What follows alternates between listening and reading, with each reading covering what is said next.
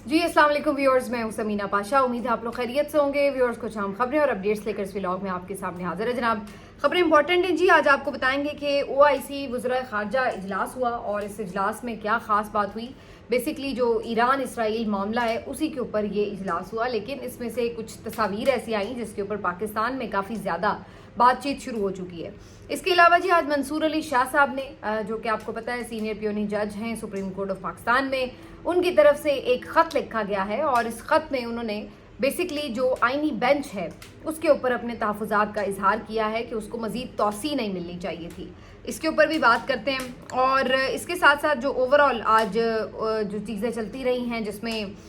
यकीनी तौर पर नरेंद्र मोदी ने जो खिताब किया है, इसके साथ साथ जो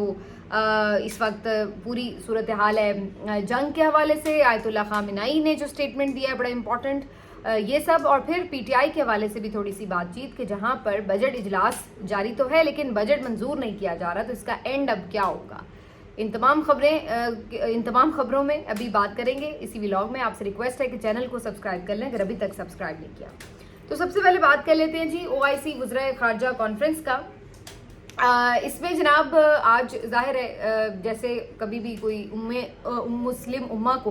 कोई प्रॉब्लम होती है तो हम देखते हैं कि जी सारे इकट्ठे हो जाते हैं OIC का, लेकिन ये एक प्लेटफॉर्म जो है बिल्कुल नाकारा सा होकर रह गया है क्योंकि इस पे सब इकट्ठे भी हो जाएं, तकारीर भी कर लें, इसका कोई इन्फ्लुएंस जो है वो नज़र नहीं आता, इसके बाद इसका कोई असर जो है वो हमें नज़र नहीं आता। लेकिन फिर भी इसको इम्पोर्टेंस इसलिए मिलती है कि कम से कम सब इकट्ठे होकर एक आवाज़ तो बने, प्रैक्टिकली कुछ करें ना करें लेकिन एटलीस्ट एक सॉलिड आवाज़ तो मुश्तरका तौर पर उठाई जा सके। तो अब भी ये जो सारी सूरत हाल दरपेश है, OIC इजलास हुआ है और इसमें वज़राए ख़ारजा का ये बेसिकली इजलास था जिसमें तमाम जो मुस्लिम ममालिक हैं जो इसके मेंबर्स हैं उनके वज़ीर ख़ारजा ने आना था। पाकिस्तान की तरफ से इसहाक डार साहब तो ज़ाहिर है शरीक हुए, लेकिन साथ ही साथ यहाँ पर आज फील्ड मार्शल आसिम मुनीर साहब भी देखे गए और उनकी भी तस्वीर जो है वो काफ़ी आज सोशल मीडिया पर डिस्कस हुई। तैयब उर्दवान साहब जो थे उन्होंने होस्ट भी किया, तो उन्होंने उनके साथ तस्वीर भी बनाई और एक तरफ उन्होंने हाथ थाम रखा था आसिम मुनीर साहब का और दूसरी तरफ हाथ थाम रखा था इसहाक डार साहब का। और जाहिर है बाकी भी यहाँ पर जो वज़राए ख़ारजा आए हुए थे उनकी भी स्टेटमेंट्स आई। तैयब उर्दवान का स्टेटमेंट काफ़ी इंपॉर्टेंट था जिन्होंने ये कहा कि हम कतई तौर पर इस सारे मामले में ईरान के साथ खड़े हैं और उन्होंने कहा कि जी बिल्कुल इसराइल की जारियत को कबूल नहीं किया जा सकता। लेकिन ये भी ऐसा लगता है कि सिर्फ दावे ही हैं क्योंकि प्रैक्टिकली ईरान के मामले में भी और उससे पहले गजा के मामले में भी एक दो स्टेटमेंट्स के अलावा टर्की ने कोई ख़ास किरदार अदा नहीं किया, बल्कि कुछ लोग तो ये भी कहते हैं कि शाम में जो रजीम चेंज हुआ था उसमें भी कहीं ना कहीं टर्की ने अपना एक किरदार अदा किया था और उसी की वजह से उस पूरे रीजन में इसराइल का जो होल्ड था वो मजबूत हो सका था। लेकिन बहरहाल एक जो उनका ऑफिशियल स्टेटमेंट है उसमें तो उन्होंने ज़ोरदार बयान दिया है ईरान के हक़ में। दूसरी तरफ जाहिर है कि इसमें बाकी भी तमाम लोगों की इसी तरह के स्टेटमेंट थे, लेकिन हैरत की बात है इसहाक डार साहब का स्टेटमेंट जो है वो उस तरह से डिस्कस नहीं हुआ कि उन्होंने वहाँ पर क्या बात की। लेकिन जो चीज़ डिस्कस हो रही थी वो फील्ड मार्शल साहब का वहाँ पे जाना और उनकी जो तस्वीर हैं वो जाहिर है कि इस वक्त मुख्तलिफ तरीक़ों से जद में थी, तनकीद के भी और तारीफ़ के भी। जो उनके हिमायती हैं, ज़ाहिर सी बात है इस रजीम के हिमायती हैं, उनका ये कहना था कि जी देखें फील्ड मार्शल साहब छाए हुए हैं, यानी कि पाकिस्तान छाया हुआ है, वो पाकिस्तान को रिप्रेजेंट करते हैं, तो देखिए हर जगह उनकी कितनी अहमियत है। तो वो फुल टाइम जो है वो इस वक्त पाकिस्तान को एक मजबूत आवाज़ के तौर पर दुनिया में रूशनास करा रहे हैं। जबकि जो तनकीदी आवाज़ें हैं ज़ाहिर है वो ये सवाल उठा रहे हैं कि वो किस हैसियत से इन इजलासों में शिरकत कर रहे हैं जहाँ पर आपकी पॉलिटिकल लीडरशिप जो है उसको होना चाहिए। अभी तक तो आखिरी इत्तला तक हम इस्लामी जमहूरिया पाकिस्तान थे जहाँ पर जमहूरियत होनी चाहिए, जहाँ पर अवाम के इलेक्टेड नुमाइंदे जो हैं वो एक हुकूमत बनाते हैं, वही फैसला साजी करते हैं और वही हर जगह पर पाकिस्तान की रिप्रेजेंटेशन को भी यकीनी बनाते हैं। तो आसिम मुनीर साहब भले कितने ही अच्छे सिपह सालार क्यों ना हो, लेकिन ये जो सिफारतकारी है, जो मामलात हैं फैसला साजी के या जो मुख्तलिफ इजलासों में रिप्रेजेंटेशन है, ये उनका काम नहीं है अकॉर्डिंग टू आवर कॉन्स्टिट्यूशन। जो थोड़ा बहुत अगर बाकी बच गया या नहीं पता नहीं, मुझे तो कहीं नज़र नहीं आता, अगर आपको नज़र आए तो ज़रूर बताइएगा।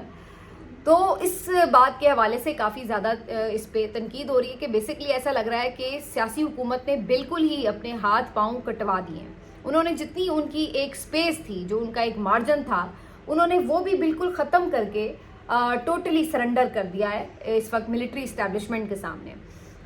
پہلے ٹھیک ہے, فیصلہ سازی پہلے بھی بہت حد تک آپ کو پتہ ہے اسٹیبلشمنٹ ہمیشہ پاکستان میں طاقتور رہی ہے اور وہ مختلف فیصلوں میں اپنا کردار ادا کرتی رہی ہے. لیکن اب جس طرح ٹوٹلی ایسا لگتا ہے کہ ان کے ہاتھ میں تمام انتظامی معاملات دے دیے گئے ہیں, اور باقی یہ جو سیاسی لیڈرشپ ہے, سیاسی حکومت ہے, یہ بالکل صرف ایک ڈمی کی طرح ایکٹ کر رہی ہے, جنہیں حکم بتا دیا جاتا ہے کہ یہ فیصلہ ہو گیا, یہ ایسے ہونا ہے, اور یہ لوگ صرف امپلیمنٹیشن کے لیے اوپر دستخط کر دیتے ہیں, جو کہ ایک صرف رسمی کارروائی ہوتی ہے. تو افسوس کی بات یہ ہے کہ یہ اس طرح سے سرنڈر کر چکے ہیں, اور اس کے اوپر انہیں نہ تو شرمندگی ہے اور نہ اس بات کا احساس ہے کہ یہ کس حد تک پاکستان کے اداروں کو, پاکستان میں جمہوریت کو, پاکستان کے آئین کو کمزور کر چکے ہیں. یہ اس کے اوپر صرف اس لیے سیٹسفائیڈ ہیں کہ اس کے بدلے میں ان کو نام نہاد حکومت ملی ہوئی ہے, نام نہاد عہدے ملے ہوئے ہیں, نام نہاد پروٹوکول ملا ہوا ہے, اور یہ اپنے پیسے بھی بنا رہے ہیں, جیلوں سے بھی بچے ہوئے ہیں, سیاسی مخالف کے اوپر چڑھے بھی ہوئے ہیں, اور ان کو یہ لگتا ہے کہ یہ ان کے لیے بڑی آئیڈیل سچویشن ہے کہ جس میں ان کو یہ احساس نہیں ہے کہ یہ اپنی جو سیاسی سپیس ہے وہ بالکل ختم کر چکے ہیں. اس کی ایک وجہ یہ بھی ہے کہ انہیں پتہ ہے کہ عوام میں اب یہ بالکل اپنی مقبولیت کھو چکے ہیں, اور عوام سے اب انہیں کچھ ملے گا نہیں. تو انہیں پتہ ہے کہ اب اگر کچھ مل سکتا ہے تو وہ صرف اسٹیبلشمنٹ سے مل سکتا ہے. لہٰذا انہوں نے اپنا راستہ بالکل کلیئر کر لیا ہے کہ ہم نے صرف اسٹیبلشمنٹ کے بوٹ پالش کرنے ہیں, عوام سے ہمارا کوئی لینا دینا نہیں ہے, نہ انہوں نے ہمیں ووٹ دینے ہیں, اور نہ ہمیں ان کی فکر کرنے کی ضرورت ہے کہ جی وہ کیا سوچیں گے. تو لہٰذا ان کو جو ادھر سے آرڈر آئے گا وہ پورا کرتے جائیں گے. تو اسی وجہ سے اب ان کے چہروں پہ آپ کو کچھ شرمندگی بھی نظر نہیں آتی. ان کو کوئی لیلا کہے, ان کو کوئی اردلی کہے, ان کو کوئی نوکر کہے, ان کو کوئی ڈمی کہے, ان کا کسی بھی طرح کا مذاق اڑا لے, لیکن ان کو کوئی شرمندگی محسوس نہیں ہوتی, کیونکہ یہ اس چیز کو ایکسیپٹ کر چکے ہیں کہ اب یہی ہماری زندگی ہے. تو آج بھی ایسا ہی لگتا ہے کہ اسحاق ڈار صاحب ساتھ بیٹھے ہوئے ہیں, لیکن بالکل ان کی پریزنس کہیں نظر نہیں آتی. بالکل ان کا ہونا نہ ہونا برابر ہے, کوئی حیثیت نہیں ہوتی جیسے آپ کے کوئی ساتھ ملازم ہوں اور آپ ظاہر ہے ان سے تو نہیں معاملات ڈیل کر رہے ہوتے. تو جب آپ ساتھ بھی ہوں گے تو وہی بات ہے کہ جو فیصلہ سازی ہے, جو گفتگو کا محور و مرکز ہے, وہ تو ظاہر ہے عاصم منیر صاحب ہوں گے, کیونکہ دنیا کو بھی پتہ ہے کہ اس وقت پاکستان میں جو بندہ فیصلہ سازی کر رہا ہے ساری, اور جو جس کے ہاتھ میں پاور ہے, وہ عاصم منیر صاحب ہیں. تو ان کو کوئی لفٹ بھی نہیں کراتا, اور ان کو اس بات کے اوپر کوئی شرمندگی بھی مزے کی بات ہے محسوس نہیں ہوتی. تو اس وجہ سے یہ جو ساری اس وقت ڈسکشن ہے وہ کافی زیادہ ہو رہی ہے. لیکن اس کے ساتھ ساتھ میں یہ بھی کہوں گی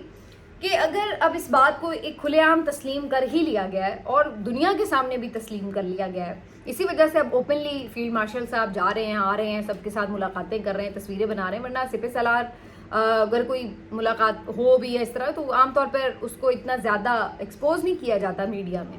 لیکن اب اس کو ایسا لگ رہا ہے کہ ایک فیکٹ کی طرح دنیا کو بھی بتا دیا گیا اور عوام کو بھی بتا دیا گیا کہ بھئی اب یہی ہے. یہی وجہ ہے کہ خواجہ آصف نے کھلے عام اس بات کا اعتراف بھی کیا ہے, اور اس کو لوگوں کو سمجھا دیا ہے کہ بھئی اب یہی کچھ ہے. تو بیسکلی میں یہ سمجھتی ہوں کہ اگر یہ بات اب طے شدہ ہے اور اس میں آپ نے پورا حصہ لے لیا ہے, اقتدار میں بھی اپنا اور فیصلہ سازی میں بھی, جو کہ آپ کے خود وزیر دفاع کہہ رہے ہیں, ہم تو نہیں کہہ رہے, تو پھر یہ بات یہ یاد رکھیے کہ جو سیاسی فیصلے ہوتے ہیں, جو سیاسی معاملات ہیں, جو لیڈرشپ کے معاملات ہیں, جو پالیسی میکنگ ہے, اس کے اوپر پھر تنقید بھی ہوتی ہے. اور پھر اس کی زد میں پھر صرف وہی لوگ آتے نہیں ہیں جو سیاسی فیس رکھتے ہیں. پھر ظاہر سی بات ہے جو بھی پالیسی بنے گی, جو بھی فیصلہ ہوگا, پھر اس کی ہر طرح کی تعریف اور تنقید بھی برداشت کرنی پڑے گی. جب آپ اس میں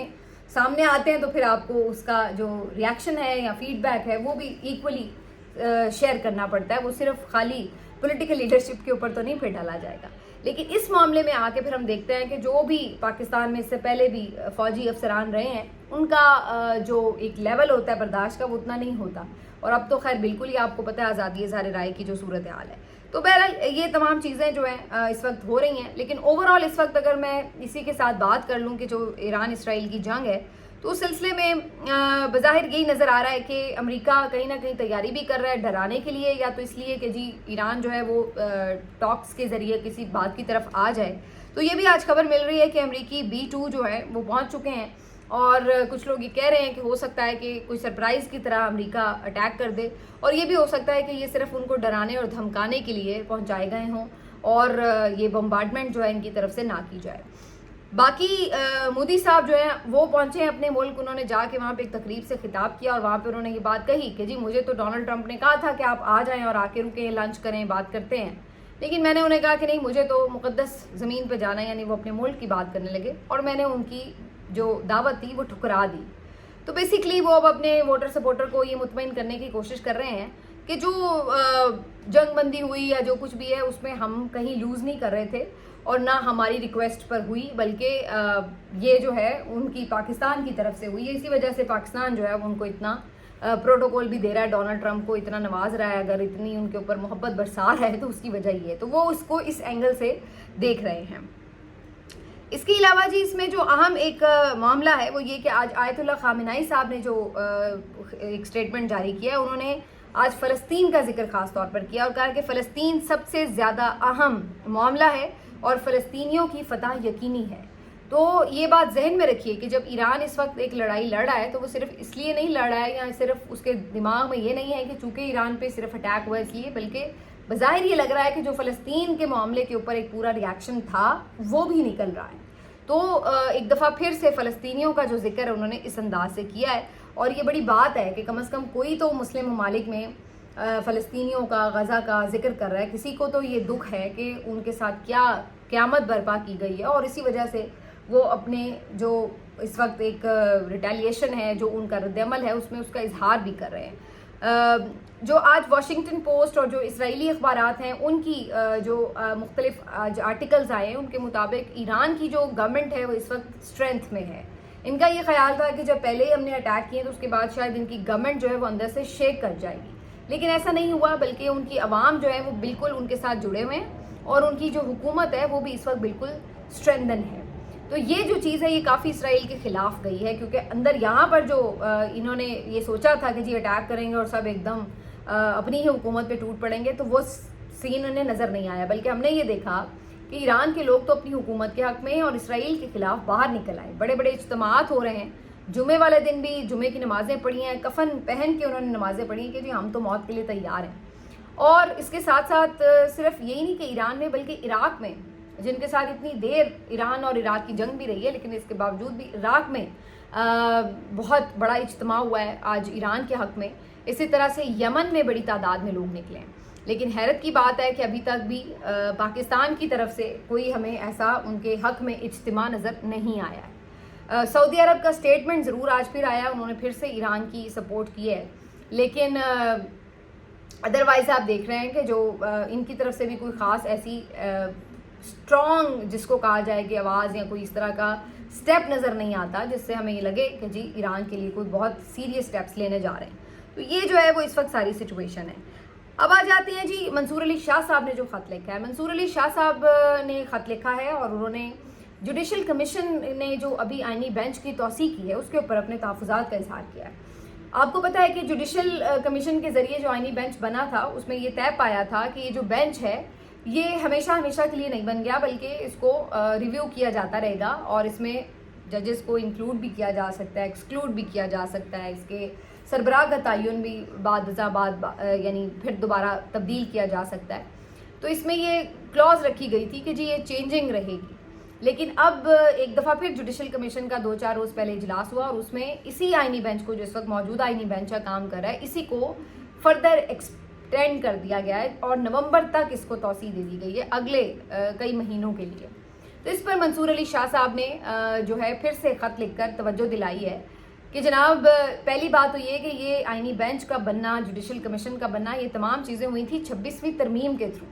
تو سب سے پہلے تو یہ ضروری بات تھی کہ 26ویں ترمیم کا جو معاملہ ہے اس کو سنا جاتا, اس کو پہلے حل کر لیا جاتا, اس کے اوپر متعدد پٹیشنز موجود ہیں, اور پھر اس کے بعد اس سے آگے 26ویں ترمیم کے بطن سے پیدا ہونے والے جوڈیشل کمیشن اور اس سے آگے پیدا ہونے والے آئینی بینچ, پھر ان کی تشکیل اور ان کی توسیع کی بعد کی بات تھی. ابھی اس کا فیصلہ ہوا نہیں کہ کیا یہ درست تھی یا نہیں, اور اس کے بعد اس سے آنورڈز چیزیں بھی بنا لی گئی اور ان چیزوں کو اب ایکسٹینڈ بھی کیا جا رہا ہے اور بار بار کیا جا رہا ہے. تو اس کے اوپر انہوں نے یہ تحفظات کا اظہار کیا کہ یہ بیسکلی جو سینئر ججز ہیں ان کو ایک طرح سے جس طرح سائڈ لائن کیا گیا ہے, اور پھر اس کے بعد جو ادارے کی عدلیہ کی جو کریڈیبلٹی ہے اس کے اوپر بھی کوشچنز اٹھتے ہیں. اور اس کے علاوہ جو امپورٹنٹ بات ہے، انہوں نے یہ بات کہی کہ ایسا لگتا ہے کہ آپ کا جو جوڈیشل کمیشن ہے اس میں عدلیہ بالکل مائنورٹی میں رہ گئی ہے. انہوں نے یہ بات کہی کہ میں تو موجود نہیں تھا، ممبر موجود نہیں تھا، لیکن اس کے باوجود اجلاس بھی بلایا گیا اور اس میں فیصلہ بھی کر لیا گیا. تو انہوں نے یہ بات پہ بھی اپنے تحفظات کا اظہار کیا کہ بیسکلی یہ سب ایسا اور اس لیے ہو رہا ہے کیونکہ جو جوڈیشل کمیشن ہے اس میں کانسٹیٹیوشن میں آپ دیکھیں تو عدلیہ بالکل مائنورٹی میں رہ گئی ہے اور حکومتی ممبر سیاستدان جو ہیں وہ سارے زیادہ تعداد میں ہیں، تو اس لیے وہ من مانی کرتے ہیں، انہی طریقوں سے وہ آگے بڑھا دیتے ہیں. تو انہوں نے اس کے اوپر جو تحفظات کا اظہار کیا ہے. بہرحال ان کے خطوط پہ کوئی اثر تو ہمیں نہیں ہوتا نظر آ رہا، لیکن بہرحال تاریخ کا حصہ ضرور بن رہے ہیں. اور لاسٹلی جی اب بات کر لیتے ہیں کہ پی ٹی آئی کے پاس آج کیا آپشن ہے. پی ٹی آئی جو ہے جی بالکل اپنا فی الحال خاموشی اختیار کیے ہوئے ہے. اگرچہ اس پہ علی امین گنڈا پور صاحب نے کہا تھا کہ ہمارے پاس 2 دن ہیں اور ہم لاہ عمل دے دیں گے، لیکن آج اب تقریباً اتوار کا دن شروع ہو چکا ہے، ابھی تک تو کوئی لاہ عمل نہیں آیا. بجٹ اجلاس شروع ہوا بھی ہے تو اس کے اوپر اسپیکر صاحب نے تو کلیئرلی کہہ دیا کہ ہم منظور نہیں کریں گے بجٹ، کوئی اس پہ ووٹنگ نہیں ہوگی، اس لیے کہ ہمارے قائد سے ہماری ملاقات نہیں کروائی گئی. جیسا کہ ہم نے کہا تھا کہ ان کی منظوری کے بغیر، ان کی مشاورت کے بغیر ہم بجٹ پاس نہیں کریں گے تو نہیں کریں گے. لیکن سوال یہی کہ اتنی دیر یہ کتنی دیر لٹکا سکتے ہیں. الٹیمیٹلی انہیں بھی پتہ ہے کہ ایک کانسٹیٹیوشنل کرائسس بنے گا اور پھر الٹیمیٹلی کوئی فائنینشیل ایمرجنسی لگا کر حکومت جو ہے ان کی اس کو گرانے کی کوشش کی جا سکتی ہے، اور پھر یہ ساری مجبوری یہ سمجھا کے اور اس کے بعد بجٹ کو ہو سکتا ہے پاس کر لیں. اور یہ بھی ممکن ہے کہ ابھی بیک ڈور علی امین گنڈا پور صاحب کوشش کر رہے ہیں کہ ان کی ملاقات ہو جائے تاکہ وہ ورکرز کو کسی طرح مطمئن کر سکیں کہ جی ہماری دیکھیں ملاقات ہو گئی، اس لیے ہم نے بجٹ پاس کرایا. تو آج کا جو دن ہے اس سلسلے میں بڑا امپورٹنٹ ہے، کیونکہ اگر آج ان کی ملاقات نہیں ہوتی تو آگے منڈے سے جو سیشن شروع ہوگا جس میں ووٹنگ بہت زیادہ ضروری بھی ہو جائے گی اور دن بالکل کم رہ جائیں گے، تو اس وقت پھر ان کے لیے زیادہ ایک کرائسس والی سچویشن بن جائے گی کہ یا تو پھر انہیں کوئی لاہ عمل دینا پڑے گا اور یا ان کو جو ہے